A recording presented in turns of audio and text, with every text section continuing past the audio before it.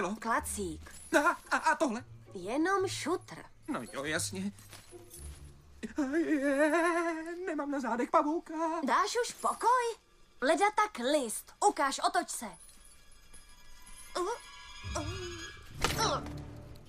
List. Jak říkám. Teď si musíme najít bezpečný místo pro přespání. Cože? Bezpečný? Vždyť jsme v džungli. A jelikož se říká, tohle je džungle, nemůže to znamenat nic dobrýho. Víš, nerada ti beru iluze, ale právě sem od přírody patříme. Tak hele, mě o přírodě nepoučuj. Já sleduju planetu zvířat, takže já vím, jak to chodí.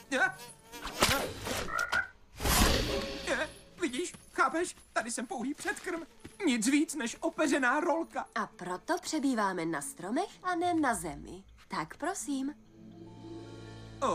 Ne, nemám zájem. Ne. Cítil bych se mnohem lépe třeba v nějaké budce.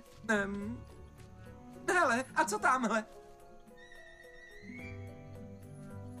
A to tě budu muset vyvláčet až tam nahoru? Vyvláčet? Co? Tak sleduj. Au! Blue! No tak počkej, co to? Au! Blue!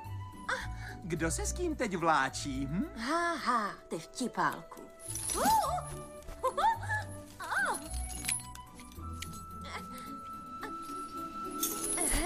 Vidíš, kdo by létal? Ptáci. Ptáci musí létat.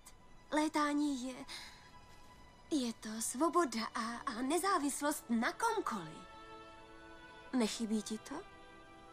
Těžko říct, nebyl bych opuštěný. Pojďme spát.